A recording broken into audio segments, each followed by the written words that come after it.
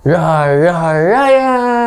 Unang na-introduce ang Honda City sa Pilipinas noong 1996. At umpisa noon, naging best-selling model na ito ng Honda dito sa Pilipinas na more than 131,000 units sold since 1996. Hashtag, alam mo ba na ang Honda City ay initially exclusive model para sa Asian region na ngayon binebenta na rin sa Middle East at South America. Galing no? Ano ba yan? Nakapagbigay na naman kagad ako ng 2 fun facts about Honda City. Tara, pag-usapan naman natin tong 2023 Honda City. At ito ang 10 things na malamang hindi mo alam tungkol sa current generation Honda City dito sa Pilipinas. Number 1, made in Thailand. Dati, nung meron pang manufacturing plant ang Honda sa Pilipinas, made in the Philippines ang Honda City. Pero dahil tumigil na sila sa operations ng pag-manufacture dito sa Pilipinas, Thailand na ang nagkikater sa market ng Pilipinas. Number 2, 5th generation pa rin ang 2023 Honda City. Refreshed or tinatawag nila na first facelift o sa Tagalog, unang palit ng muka. Pero same generation pa rin na 5th generation. Number 3, ang grand concept ng 5th generation Honda City ay more ambitious. Mamaya, mas mapag-uusapan natin at bakit siya more ambitious. Number 4, man maximum, machine minimum concept. Honda design concept yan na in-apply sa 5th generation Honda City. Ibig sabihin yan, ginawa nila ang design ng sasakyan na maximized para sa driver at passengers.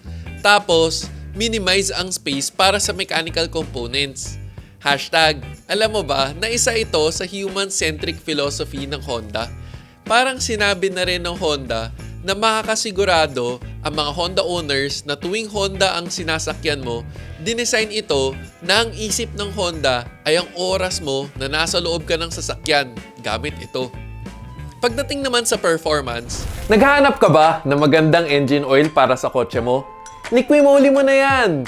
Tapos, Molygen, para the best, para sa longer engine life and lower fuel consumption. Sa technology na Molygen, sure na maximized ang engine performance and engine protection to the molecular level. Kaya para sa next change oil mo, Molygen ng Liqui-Moly mo na yan. Number 5, engine. 1.5 liter double overhead cam iVTEC inline 4-cylinder gas engine. Ang engine code nito ay L15ZF. Hashtag, alam mo ba, nakasama ito sa Earth Dreams engine lineup?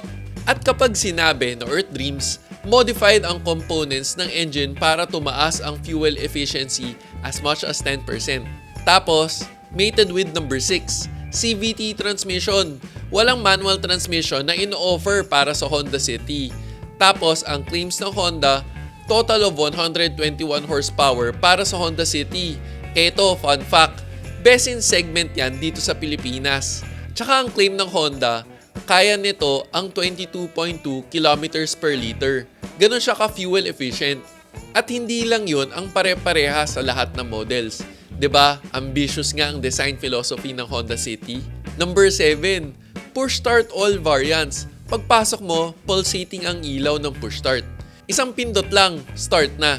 Ang push start kasi ay isa sa mga features na ginawa ng car companies para maging seamless ang experience ng car owner. Tandaan na, push start, hindi push start. Para sa mas detalyadong discussion, meron akong 2 videos para dito. Hanapin nyo lang to sa YouTube, how to properly start a push start, tsaka bakit naimbento ang push start at smart key.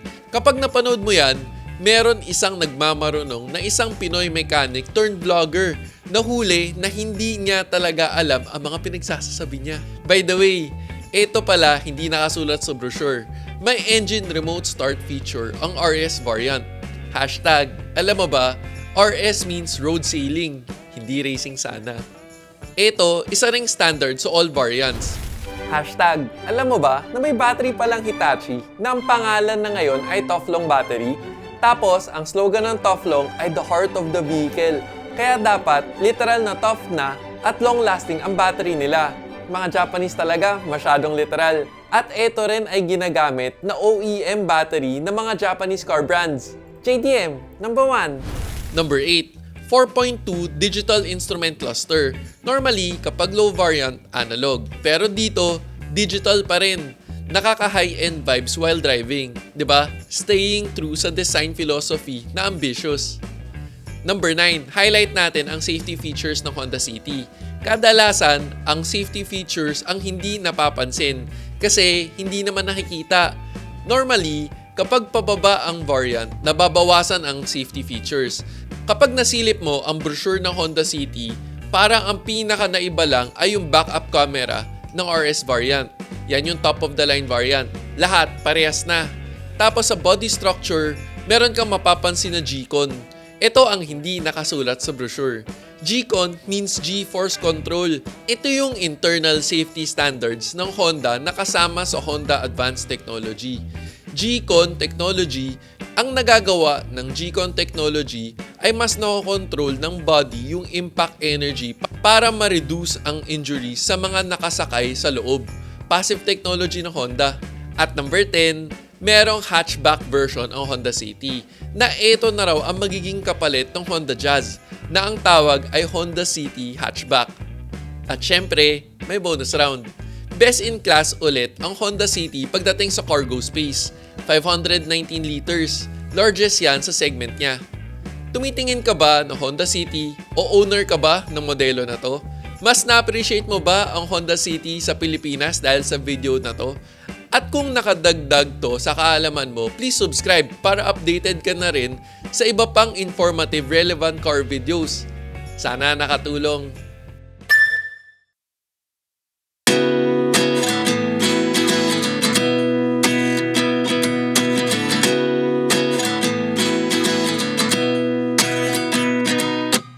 At 29 and I find myself wondering what did happen to the last 10.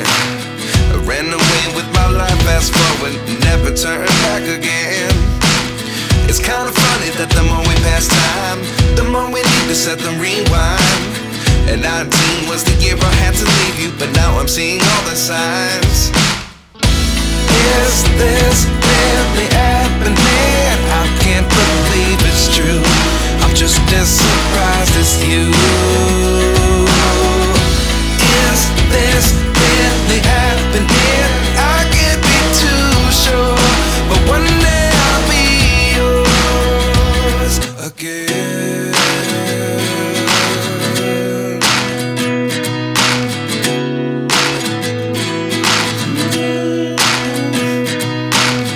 Life lessons come one in a dozen. The other 11 get something from nothing. I sit here looking for an answer. Maybe the biggest question was in the last chapter. You gave me the soul I have today. Without you I never could have moved away.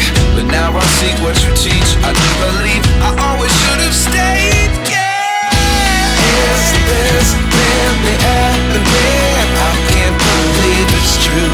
I'm just as surprised as you. Is this really happening? I can't be too sure, but one day I'll be yours again. One day I'll be yours.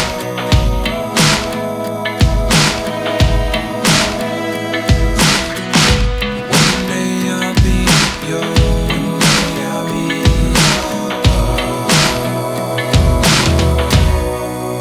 yours. Life lessons come one in a dozen. The other 11 give something from nothing. Life lessons come one in a dozen. The other 11 give something from nothing. Life lessons come one in a dozen. The other 11 give something from